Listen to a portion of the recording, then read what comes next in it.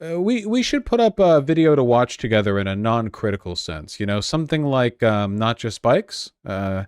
Stroads are ugly, expensive, and dangerous, and they're everywhere. If you live in the US or Canada, then this will certainly look familiar to you.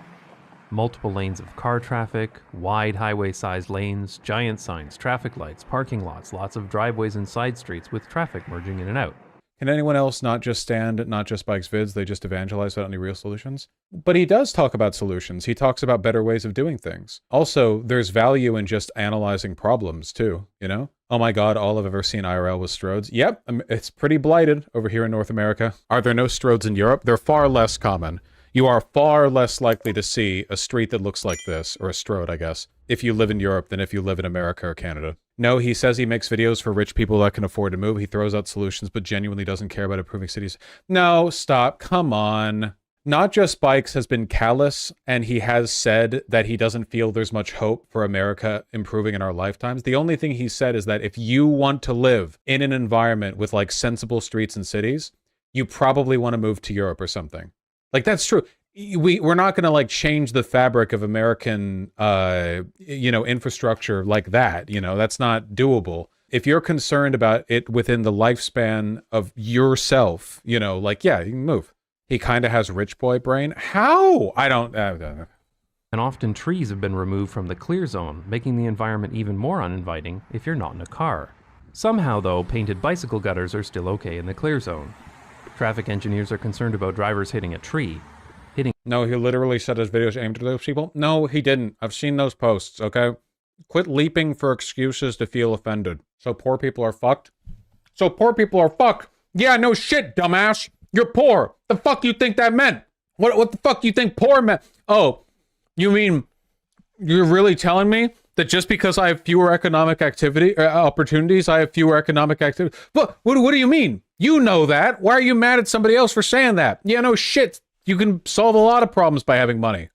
Being a cyclist is expected. This is clearly a place for cars, so it's unsurprising that pretty much everyone drives here. Trust me, it sucks to walk down this Stroad. True. But these environments are ugly anyway. Nobody cares about these places and nobody wants to spend any time. He's just leaving poor people behind instead of helping? No, he's not. He can't help. He's not God. He's just making videos on the problems with these cities and what could be done to improve them. Stop. You're reading so much into this. He's a YouTuber. He's doing what he can. Cities in the US and Canada are covered in terrible non-places like this. Places you go because you have to, not because you want to. Nobody actually sits and watches the world go by on this bench. But the Stroad fails at being a road too. What attitude? What attitude is happening right now? What attitude? It's fine. Ignore them, Vaush, but I like arguing. But because there are so many crossroads, entrances, and exits to the Stroad, traffic lights are required, meaning drivers are constantly stopping at red lights. And because speeds are high, light timings need to be very long, leading to traffic signal-induced congestion. Nobody is getting anywhere quickly on a Stroad. That's totally true, by the way. If you're trying to go from A to B, it is not faster to be on one of these big roads most of the time than just being on like little residential streets.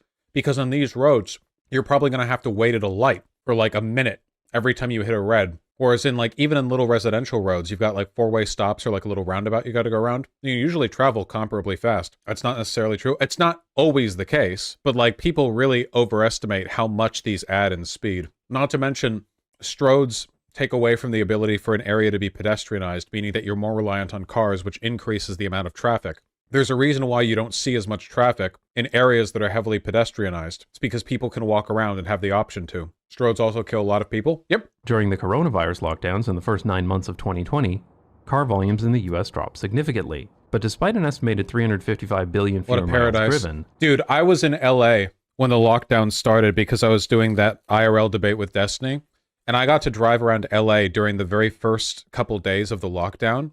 And there was like no traffic because everyone was indoors, but I had to get to my flight back. And like, holy shit, dude.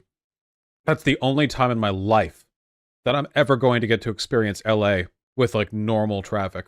Fatal crashes per mile actually increased by up to 34%. This brings us to the sad truth, that the only reason these unsafe American Stroads aren't killing even more people regularly is because they're usually so jammed up with traffic that drivers can't get going fast enough to kill each other. And finally, That's how you Stroads are solve the really traffic expensive. safety problem. You make traffic so bad, the cars never move at a speed that can kill. One of the things that I like about being reminded of how bad things are is a reminder of the economic inefficiency of this system. Because what would really be devastating is if this ugly, unwalkable, inhumane infrastructure was actually the economically optimal way of running things. But it's not. In every city in the world, it's the old town districts, downtown, the walkable areas, the densely packed places, the places that aren't 80% road and parking lot that are the most productive. So when you see shit like this, you should hate it, and I do hate it, but I do like being reminded how inefficient it is. It means that there are strong material incentives that are going to pull things back towards the path of righteousness, walkability. As the size of the Stroad increases, there are several other costs incurred. High-speed Stroads need to be flat, so the area that needs to be graded increases. Land may need to be purchased from residents to widen the Stroad and destroy their property values. It's just fucking crazy. Dude, can you imagine living on a house, a single-story, single-family house that opens into a Stroad? Like, you look through the windows, your big windows out from the living room, and it's like, ah, yes, there's the 8 lanes of traffic, from which I pull directly into my little parking lot. My little garage.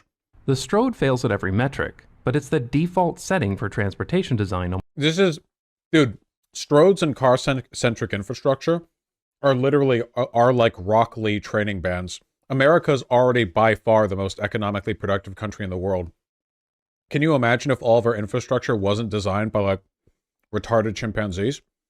We'd be unstoppable. It's like our final form to defeat China or the EU or whatever, economically, is we make everything walkable and our GDP triples overnight. Just one less lane, bro. Not Just Bike's hometown recently changed to be more walkable. Really? Oh yeah, this is London, Ontario. That's nice. I don't know when these renovations were done, but that's pretty cool. Here, where's that? Hold on. Seattle University District. This is near UW. It's hip and happening. You know, lots of hip and happening kids here, whatever. It's here. Yeah, red light. There we go. Right? That's the hill. Yeah, there's always a lot of people here. A lot of university students come here for really, really good fucking Korean food. Lots of really cute shit. It's like a game shop and a music shop. It's the music shop. Where's the... it's somewhere here. Anyway, super walkable. Wider streets. Only one lane each way. A lot of really nice stuff here. You know, you get these, like, pockets of really nice economic activity, and it's almost always in places like this, you know? Like, very rarely do you get pockets of economic activity in just some, like, parking lot wasteland. You know, it's an area, you know, you go there, you walk around. Now, this area has its issues. Not denying that. Could do for at least a little bit of repaving. But, you know, there's a lot of charm here, too. Queens and Brooklyn look nice. I've seen lots of really nice places, Queens and Brooklyn places. Oh, look. Since then, they've shut this road down, this only bus road, and now it's just, like, all pedestrianized right here. And this is a fucking thrift shop. I've been here. This is where I got that one shirt that ended up being a designer shirt. Remember? I showed it to you guys? It's by a university, so some people in chat might recognize this place. Pearl Street in Boulder, Colorado is my favorite example of this being done properly. Oh, wow. That looks nice. I've always wanted to visit Boulder, Colorado. I've heard a lot of really nice stuff. That looks really good. We have a lot of this kind of infrastructure in the UK. Yeah, okay. The problem with the UK is that all the areas that got bombed, you guys fucking de-pedestrianized. You made all car-centric. Like, there are parts of the UK that are really, like, old and interesting, but a lot of it, you know, you took the opportunity and you planted a bunch of asphalt down. I know it sucks. Yeah. There's the Erftoegangsweg, the neighborhood access street. These are the end destinations for journeys, the places where people live, work, shop, relax, and so on. I'm going to refer to these as streets. Streets are designed to be low speed with a speed limit of no more than 30 kilometers per hour. And they almost never have more than one motor vehicle lane per direction. Trees. In many cases, vehicle speeds are slow enough that separated bicycle infrastructure is not required, though bicycle paths may still be used to purposefully narrow the street, constraining the space available for motor vehicles. The street network is designed to discourage through traffic by cars. either through traffic calming or by explicitly blocking cars while still allowing walking, cycling, and Dude, public. you imagine how cozy it's got to feel going down this street? What a human street. This is some like 1700 shit. You've got these lights that are like this wrought iron frame that's holding them out. You got a little beep beep street train, and a little bike path and a little divider here, and look at all the buildings back there. God, that's nice. Can you imagine if we could get infrastructure like this paired with Los Angeles weather? See, that's the big crisis, right? Go to the Netherlands, enjoy the infrastructure, sure. Weather's not great. Go to Finland, weather's not great. You know? Get some goddamn San Diego weather on that shit. Oh my god. This street has a brick road surface, speed bumps, and other traffic calming measures to slow down traffic. Any takes on roundabouts? The only take I have on roundabouts that's contrarian. I like roundabouts, but sometimes, they do this in Seattle, on fucking Cap Hill, they're like, roundabouts are cool and hip. What if we put them where they don't belong? And they put them at four-way intersections that are like so narrow that you have to crawl around the roundabout so that you're not clipping like the edges of the sidewalk or cars that are parked up next to it down any of the roads, you know? Like, roundabouts are fine if you have the space for them. That's the point. No. Roundabouts are supposed to direct traffic and slow you down, not actually make you worry about scraping cars or roundabout like infrastructure on both ends. They can't be so slow that it's an issue. There's traffic calming and then there's traffic sedating, you know?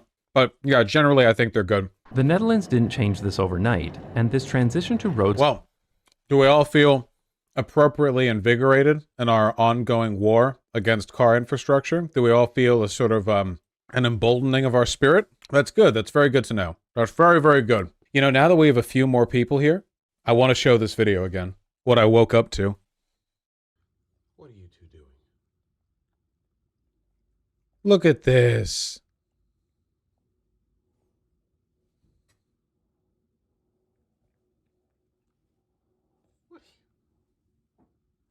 I didn't put him there, I swear. I came out of the shower and I saw him just flopped on his back like that.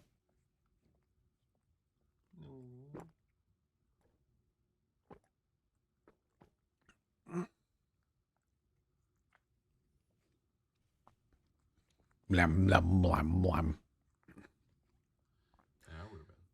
He bites, he cannot help it. So goddamn cute. Big jump. Whew, all right.